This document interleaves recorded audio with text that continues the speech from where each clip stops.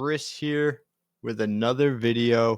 Today we are going to be talking about Wix Stores. Now there is a bunch of stuff that encompasses the Wix Stores. We're going to go from the most basic level of adding a product to categories, to if you have a Wix Store website, how to get it actually selling products. You cannot just set up the website with hosting and domain and then have it work. So there's a couple of things you'll want to do there as well. So let's talk about the dashboard. First of all, this is our Wix website's dashboard. This is our mock website dashboard. So we're going to have our catalog right here with our store products, and then we're going to have our products inventory and categories. We're going to focus on those things in particular. Okay, so under catalog, we're going to have our store products right here. When you receive a website, you may or may not have placeholder products. It depends if we uploaded products for you. So you're going to have these placeholder products that you're going to want to get rid of. So what you'll do first is you'll select this, and then you're going to delete them all. You'll have a clean slate. You'll have no products in your store. Now, to add a product, what we're going to do is we're going to go up to new product, and we're either going to add a physical or digital file. So you can sell both with Wix, physical products or digital products. Digital products are a lot easier because there's not really any specifics with the digital products. With physical products, you could have like shirt sizing or different sizes of maybe like lotions or something like that, different bottle sizes. So when we go to add a product, this is very straightforward. We're going to type in our title of the product here. We're just going to type in product, and you'll notice that when I type in product at the top, this is going to populate as well. So there's two spots where the title of the product is going to be, and if you type it in one of these spots, the other will populate.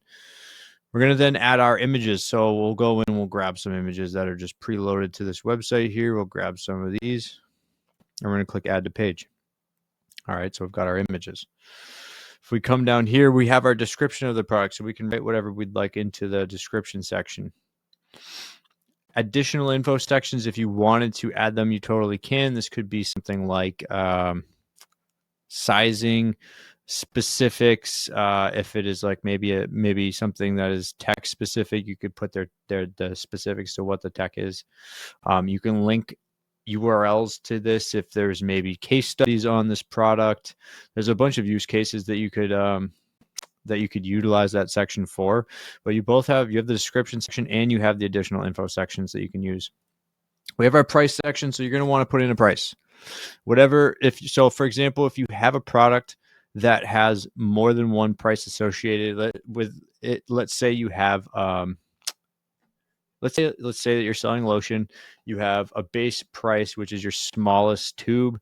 And then let's say if somebody picks a bigger tube of lotion, it goes up in price. You will be able to change that down below, but you're going to want to start with the lowest price. If you only have one price for this product, you don't have to worry about it.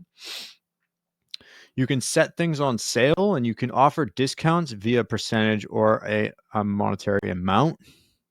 And then you can also keep track of your profit margins. This custom text field, so this could be used if you say customize a product. Let's say it's a charm bracelet that you offer free engraving for. You could have your text field say what you want on your bracelet, and then they can set a character limit if there is a character limit for that. If it's a bracelet, maybe the bracelet only fits 15 characters. You could put a 15 character limit on that. Mandatory or not depends if that is needed. If it is a customized service and it's like necessary to know what they want on it, then that would be mandatory. You can also add more than one field. Product options is very important. Let's say we're selling t-shirts. We would want to put in sizes. So you would type in small, medium, large. Maybe we do extra large, enter, extra, extra large. Oops, extra, extra large. Oh, large, enter. You can add as many sizes as you want. When you click add, that's going to add this here. Now, let's say, for example, let's remove t-shirts and we'll go with our lotion, right? So we're going to go, let's say 8 ounces, 10 ounces, and we'll do 12 ounces. All right, so we've got 3 sizes of lotion. Obviously, those would probably be different prices. So what we would then do is we would click Manage Pricing and Inventory. Now, our base price is $100. It's a really expensive lotion. So what you're going to do is you're going to add a price difference. So the base price for 8 ounces is $100. Let's say it goes up $20 each size. So you're going to want to add the difference in price from the base for each section. So 10 ounces would be 20 difference. 12 ounces would be 40 difference. And then you click Apply. And then when somebody goes on this product page, they're going to see a drop down. And it's going to say size. And then they're going to select the size that they want. And that's going to update the amount that they're charged for that product based on the size of the product. And you'll see that below represented. So that 120 and 140. You can sell pre-orders on your website. So if you want to put a product on your site that is a pre-order, pre-release, you can do that. You can also sell subscriptions, which is really everything is a subscription nowadays. So if you offer subscription services, subscription boxes were a big one a couple years ago. You can do that on your website, and you can offer subscriptions. Let's say that lotion is a discount if you do reoccurring. So you can offer discounts on that subscription as well. So actually we'll notate something here. So on the right side up at the top here, you can set different product tax groups, and you can set people that are going to fulfill it. And this right here, this is actually that's going to link to me. So if you need help, let me know. Not directly to me. If you want my help or have a question, feel free to reach out to me. I always leave my email under the videos. But this right here is most important. So we have categories. So if we want to categorize our products, it depends how many products you have. Bigger stores, obviously, you do want to categorize your products. So you can create categories right here. But something that I want to point out is we have this category tab here, which we're going to talk about more in depth in a moment. If you do want to add categories while you're going along and adding your products, you can do that here. And you can also create coupons, promote via social media channels and all kinds of stuff. And then you can also edit your SEO content on the page. Now let's cancel out of this, and we're going to create a digital product real quick. Digital products are going to be much easier. Same kind of frame here. We're going to have our title, which will populate twice. You're going to then upload a file, and this is going to be either image, audio, document, or zip. You can upload any kind of file. It's going to allow you to add a cover image for the product as well. You have those those info sections.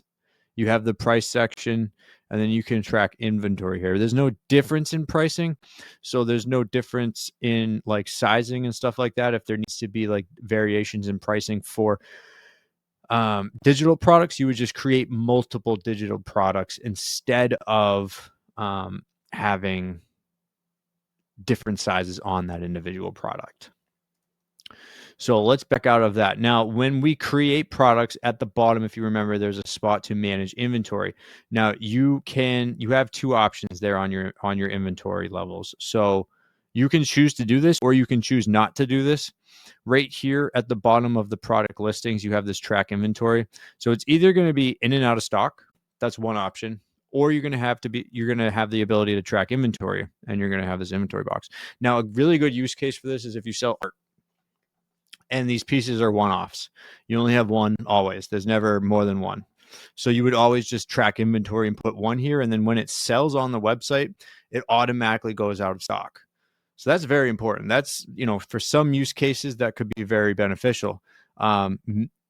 If you have, maybe inventory that you have a lot of back stock and you're able to replenish, then this is a better option. You really don't have to worry about tracking inventory.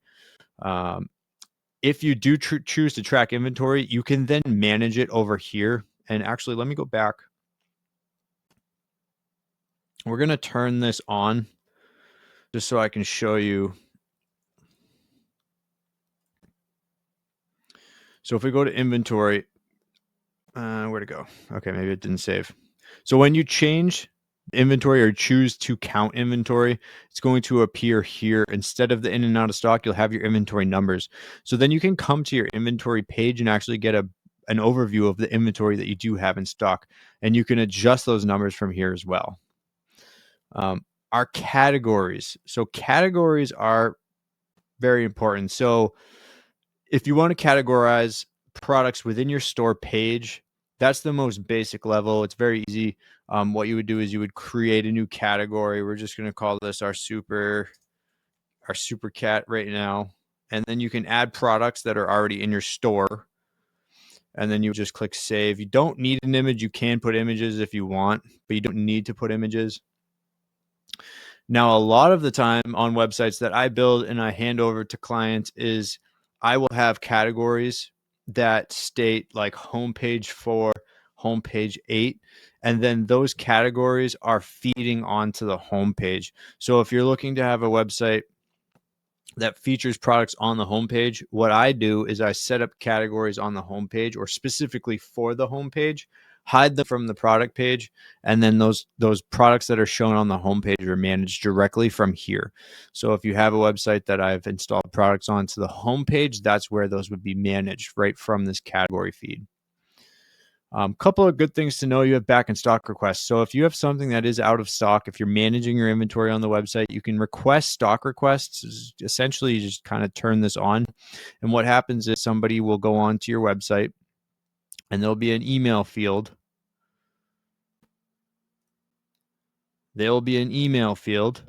And the customer will be able to put in their email, and you'll get alerted when somebody wants that product back in stock. And then when that product is in stock, you can shoot them an email and say, hey, that product's in stock. Do you want to buy it? So that is a beneficial way to do out of stock stuff. There are a bunch of other things in regards to Wix. So most of the time, if I'm building a website for you, you would probably already know if you want to do some drop shipping setup, or if you make your own products, or if you have products in house. There is a bunch of stuff related to the store within Wix that you can use to drop ship. Most popular things are Printful, Printify, Modelist. Different ways to source products, different ways to do customizable products. So if you are an artist and you want to sell some products on your store and you want to drop ship that, Printful or Printify is a really good way to do that. And then the Modelist, if you want to set up a drop shipping store completely, and just sell products from another manufacturer, you can do that through Wix as well. One more thing I'm going to point out in regards to the store categories here is your gift cards. You can add a gift cards page to the website. It is not that customizable. I don't think it looks very aesthetic, but you can add it to your website. It is available. So there is that. Now, one important thing, or a couple important things to point out that are going to live on your dashboard, or in your settings rather, before you can actually get the website to sell your products, you have to click this accept payments in your settings. And this is essentially going to be you adding your bank account information to Wix so that when you sell a product on your store, you can get paid for it. That's very important. That is going to allow you to sell products. Now, two other things that you do want to set up in the parameters that you want to sell products is shipping and delivery and fulfillment, and then your tax. So shipping, delivery, and fulfillment is going to be how you want to ship your products, how you want to charge for shipping. You have multiple options. You can do free shipping. You can charge by weight. If you charge by weight, you have to put in the weights on the products, and there's a spot for that on the listings. You can do a flat rate, and then you can also charge based on distance. I think there's another option. You have the option for doing domestic only, international and domestic, or I guess you could do international only as well. And you can just toggle those on and off and then edit the parameters. It comes comes default for free shipping. So just be aware of that. If you have not set up shipping in your settings, that is going to be not collecting any money for shipping if you do want to charge for it. A website hack that I like to suggest is factoring shipping costs into products and then offering free shipping. It does make, anybody who sees free shipping, it makes them want to buy a product more. So that's what I usually recommend if possible. One other thing that you want to do is your taxes. So you want to make sure that you're collecting the correct tax. You can automate the process of the tax through this third-party plugin. And that is probably your best way to do it. You can add locations manually, and you would have to put in every state and figure out their tax code. So I recommend just going the automatic route. There's a bunch of it'll make your life a lot easier if you go the automatic route. It is very beneficial if you have a store and you want to collect the correct taxes on everything. And that is all I am going to go over in this video. I might do another video with some advanced store stuff, but that is really all you really need to know in order to get online, start selling products, and get orders on your website. As always, any questions, feel free to shoot me a message, email me, reach out to me. Always happy to help. And thank you so much for watching another video. I will talk to you soon.